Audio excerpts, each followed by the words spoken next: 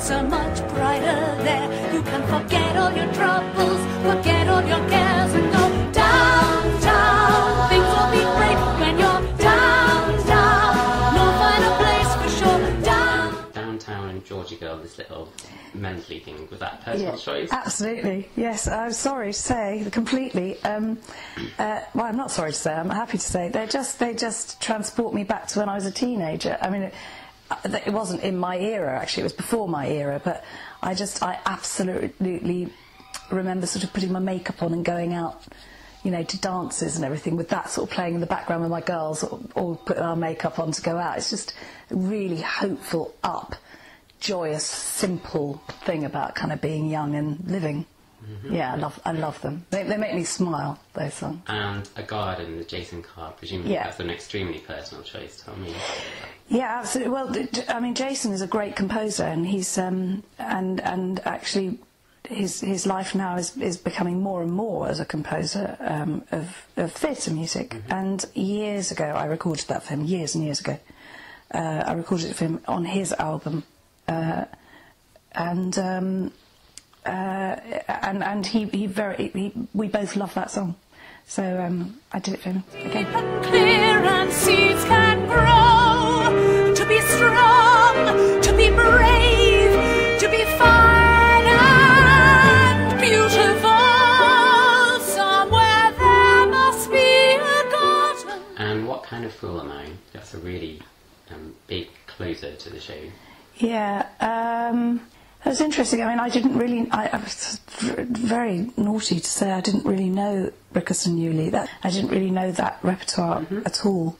And that was one of those things which is just such a joy, because Jason, the very first day, sat down and sort of opened up this, and we could have chosen so many of those. You could do a whole album of those. You could, exactly. I would like to, yeah, exactly. It's another thing I'd really like to do. And we didn't know where to start really, because there were about 10, but in the end, when we sort of we had sort of 4 or 5 that were in that slot, and it won. So, you know, from 4 or 5 different, when you need a kind of big emotional closer, he really knows how to do it. And I remember in the show how warmly you spoke about Alone Again, Naturally. Tell us about your feelings about that. I just think it's a really, it's a classic song, because if you listen to Gilbert Sullivan doing it, he does it in a very jaunty way on the piano. Really, really up and beaty. And I'd never really listened to the words.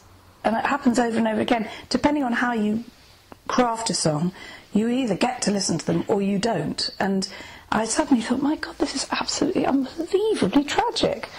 And really, it broke my heart. And it's always been my favourite, because I love the harmonics. I love his work, Claire and there's songs that sort of seem to have got a little bit lost. And yeah, there were about 3 or 4 of his that I would like to have done. I think he's a superb composer.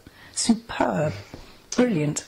And that just made me cry, so I wanted to sing it. May as well go home as I did on my own, alone again, naturally. It's the first completely new studio album you've done in quite a while. How do you feel about that?